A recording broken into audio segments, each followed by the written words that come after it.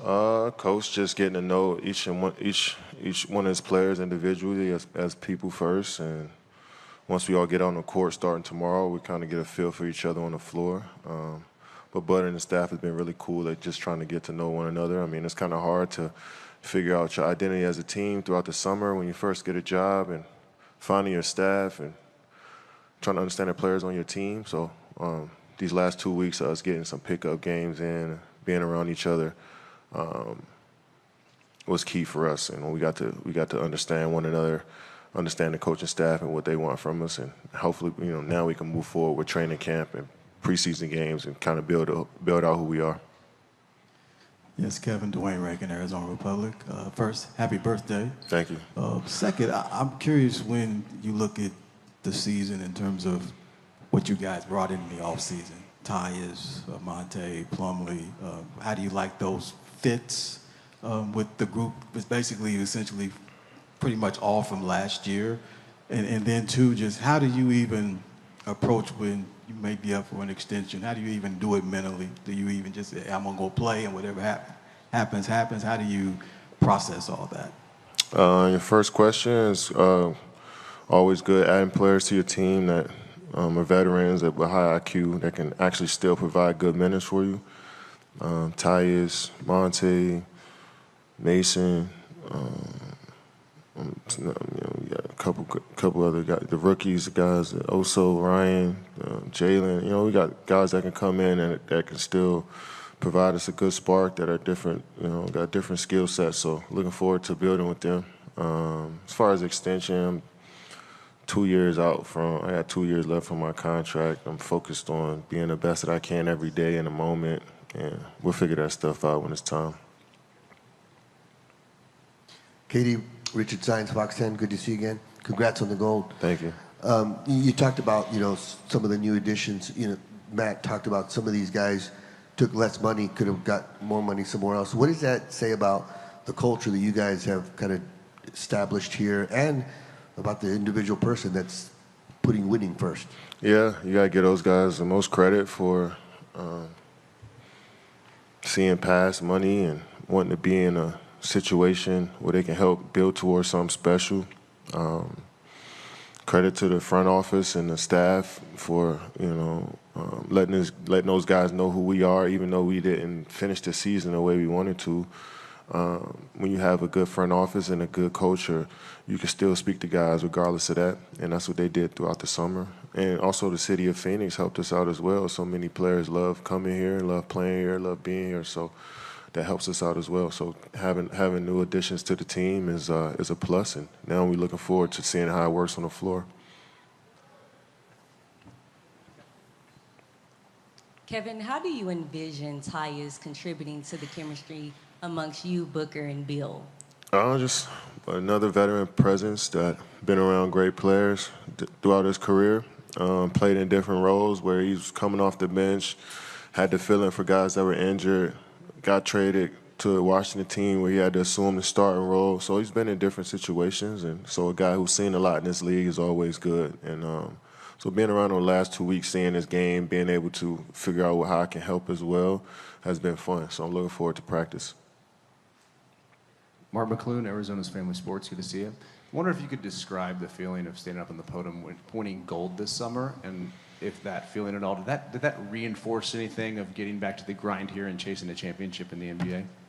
No, I wouldn't say it reinforced anything. It's always good to win and feel winning and understand what goes into it, how much of a grind it is. Even though that was a condensed period, it's just a month. We crammed a lot of stuff in for that month, so it was good on the brain to understand what it takes every day to become a winner. Sometimes you can go through the motions a bit throughout your career when you haven't been on that podium sometimes. So it's good to refresh the brain a bit. But that's always the goal when you've been in this league so long and you have experience winning and being on top, that, regardless of what happened last season, that's still always the goal. But being around some of the best players in the world of all time, and then some of the best athletes throughout the whole world and representing in my country was unmatched. So I had a great time. Kevin, Doug Haller with The Athletic. You mentioned how things finished last year. When things don't go the way you like and you get swept, does that stick with you throughout an off season, motivate you? I mean, is it always there, or do you move past it pretty quickly? I mean, you tend to move past it. I mean, it's a long summer, man. You know, we lose in April. I'm not going to be thinking about it in June, July. You know, you figure out you understand what went into the season and why the outcome was the outcome, and move on from there. Have it all that takes, to be honest. You know, so I try to figure that out pretty quickly, and seeing how I can add to, you know, making things different and go from there. Kevin, Luis Torres with Nice Kicks. Obviously, things got a little tense between you and Nike with the whole winning isn't for everyone campaign, and then, you know, am I a bad person? No, you're the baddest. Have you guys talked? How's everything? You know, KD 18 coming up. How's that looking? Yeah, everything's on schedule, just like it always is. Sometimes you have conversations like that amongst family and move on. Kevin, Dana Scott, Arizona Republic, congratulations on the gold medal. Oh, my bad. Thank you. Two-part questions. Thinking about how you had some rotation in the lineups last season where you played sometimes with the second unit, how do you feel that if Grayson being possibly moved to the second unit and Bowl coming back, how they can impact the team together? And also the second part of that is you grew up in the D.C. area, and Dikembe Mutombo just died this morning. So growing up around that Georgetown second wave of Hoya paranoia, you very young, you probably remember Iverson Moore, but what would you say about that Georgetown team in that area and what it did for the city? Yeah, rest in peace to Dikembe Mutombo. Was a iconic figure in the basketball world as I was growing up. Like you mentioned, playing in Washington, D.C., Georgetown area, a lot of those big men have left their mark on basketball in that area, dating back to the late 80s, early 90s, and Dikembe was one of those guys. And then have an opportunity to play against him in the NBA and meet him in different events and just see the type of person he was. It reinforced that our great people walking around here every day, regardless of status, regardless of how successful you are, he still remained true to who he was as a person. And I appreciated that every time I seen him. My condolences out to his family, friends, everybody that knew him.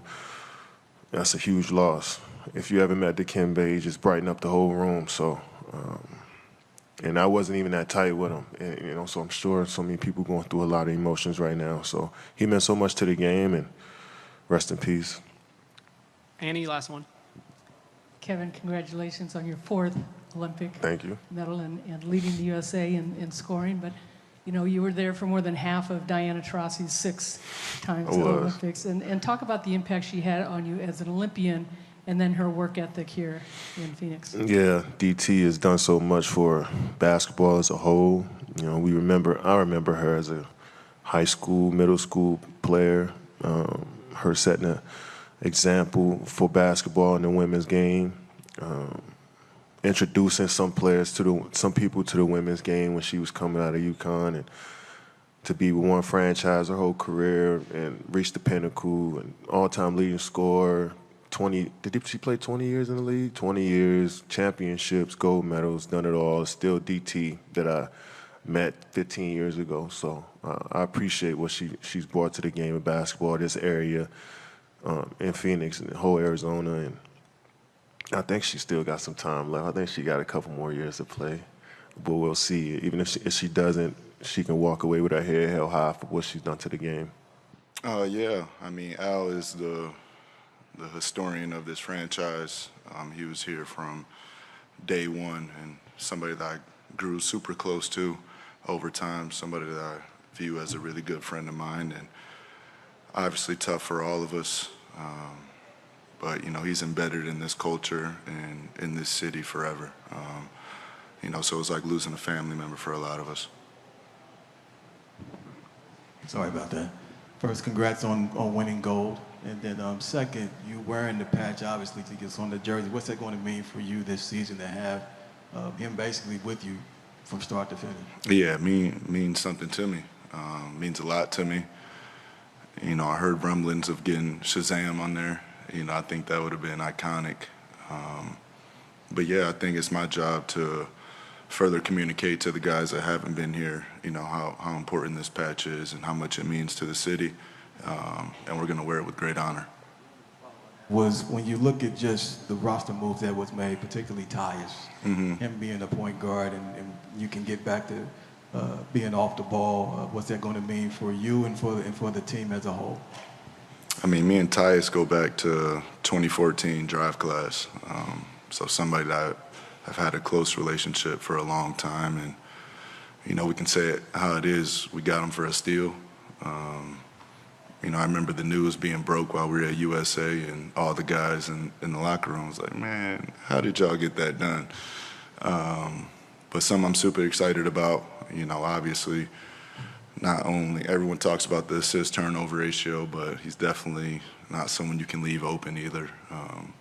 You know, so he's just a true ultimate winner, and I'm glad that, you know, he's on a stage now where he can show it. Well, Doug Haller with The Athletic. Are there any lessons from Paris that you can apply to this upcoming season, just with how you guys came together as a team and won? I mean, yeah, that's the name of the game. You know, the quicker you can find that chemistry, and, you know, it took us a little bit out in Paris, and, you know, we were tested to the highest degree, but, you know, I think our chemistry got us over the hump. You know, we all believed all the way through, even down 13 to start the fourth quarter versus Serbia. We just stuck together. You know, everybody was obviously not in their normal roles, and we wanted to do other things to help contribute. And, you know, that's what we did. Book, Kellen Olson, Arizona Sports. Good to see you back here. Good to see you. With the big three, as they're called, you, Brad, and Kevin, just what do you build on from last year and take into this year that worked, didn't work, and just how much that second year as opposed to the first year of that dynamic is going to help you guys? Yeah, I think going out in the fashion that we did is something that, you know, you don't want to just blow by and act like it never happened. Something that we have to accept and use as motivation. So I always say experience is the best teacher, and, you know, we have that terrible experience under our belt and use it for motivation from here on out. Hey, Book, Shane Yelma, Forbes. Good to see you. Good to see you. I'm curious, what's some of the early impressions you've had with Coach Bud? I'm assuming you've probably talked to him quite a bit over the summer. Yeah, he's a hell of a golfer. We actually got a round in, and he's a competitor. You know, we obviously seen a lot of him in the finals run, and he just wants to win. So, you know, I'm rallying behind him. What he says, that's always been my motto. He wants to lead, and we want to follow. Doug Franz Unplugged podcast. Book, I know the first two questions were about Al, but I know how much it meant to him when you walked out of the locker room to watch him get inducted into the Ring of Honor. Do you mind opening up about a story of 18, 19-year-old Book talking to Al on a plane or on a bus and how he helped you become a professional? Oh, yeah, we had plenty of those conversations. And, you know, my question was him, man, what still drives you, man? How are you still on all these flights with us? How are you catching all these games? And just further understanding, you know, the history of what he's done and, you know, how the game has evolved. And, you know, the only way to hear a basketball game or not even see it was to hear his voice. So that's why I say he's embedded in a lot of the people's lives here, and that's why it feels like a family member. That was the only source of Phoenix Suns basketball, and, you know, to me still is. Hey, Book, Dana Scott, Arizona Republic. Congratulations on the gold medal. Thank you. Two-part question about you entering year 10. Now that you're entering the second half of your career, do you talk with Kevin about how to prepare and basically managing your body in certain ways that players at that age have to do in entering the second half, even though you're very young still? And the second part of that is with having Oso and Ty Ty on the team as two Phoenix natives. You called Ty Ty a special talent a couple years ago, and he was at alma mater, Kentucky. So what's that like having Arizona guys on the team to help impact this, the roster? The first part of the question, I'd say I'm always a sponge. You'll see, guys all have their different type of ways to stay healthy, and Katie is obviously somebody that I've watched closely going into, what is this, 18 for him, 19. And he's just a hooper. I think his love for the game is what keeps him going. And I've had plenty of guys around. Chris was a guy that was over obsessive about his body and taking care of his body. So I take bits and pieces from everybody I'm around and just try to implement it. But I still do feel really good. I feel I'm reaching those prime type feeling years body wise. And then on to the next question was about Oso and Ty. Yeah, I think that's that's not a normal situation to get drafted to your hometown team or be in the market of your hometown team. So they understand the importance of Phoenix Suns basketball, and I'm gonna do my job to be a leader and give them any bits and pieces that I've picked up along the way. Bob. Hey, Book. Bob Hune, Associated Press. First of all, going back to Al, one of the coolest pictures, and we talked about this, was with you and Al walking back. Do you remember, which one we talked about? Mm-hmm. Do you have that picture? Do you get a copy of that? I didn't get a copy of it, but social media makes it just save photo, and it's favorited also. And what has to happen this year that didn't happen last year? What's the biggest difference this year for you guys to take the next step? It's hard to narrow it down to one. I think we were trying to figure out and learn throughout, the whole season, including the postseason. So, just come in more prepared, come in more competitive. We just, we have to be on it. It's a tough league. It's a tough conference, and, we understand what we're going against, and, we feel like we have the talent. We feel like we have the coaching staff. We feel like we have, all the pieces to get to where we're trying to go. Hey, Devin. Luis Torres here with Nice Kicks. After, a full season with the book one, a lot of fun colorways, a little PE going on right now. What can we expect this upcoming season, and book two in the works? What's that looking like? Yeah. Book two is definitely in the works, but a lot of more book ones this year. And I'm just going to continue to try to tell my story, man. I think, I've kept it consistent with every colorway that drops is, either been Phoenix inspired or Arizona inspired or, some type of story from my past. And, a lot of the book ones, especially with the PEs, have been colorways that you've seen before from the past. And that's just me paying homage, understanding, sneakers were super important to me growing up and definitely still are now. So paying homage to those colorways, those silhouettes that, have shaped the game and changed the sneaker culture forever. Last one with the book, Annie. Devin, Annie Myers, Drysdale, Suns broadcast. Where you at, Annie? There you go. Can you talk a little bit about, the relationships? Talk about Kevin, and congratulations on the Olympics too. But thank you. Being that with Diana Taurasi and the relationship that you've had with her 20 years, and what she has done and impacted you in the game. Yeah, since day one, Diana has the energy and the spirit, like she's ready to play tomorrow. So, they say she's retiring. I don't know. I hope not, because that has definitely been a staple for me, throughout my whole career here is, just even the short conversations of passing in the locker rooms or passing in the weight rooms. And, obviously, like I said, being a historian of the game, understanding that she's paved the way for this whole next generation that's coming up. And, she set the bar so high that, they probably won't be able to reach.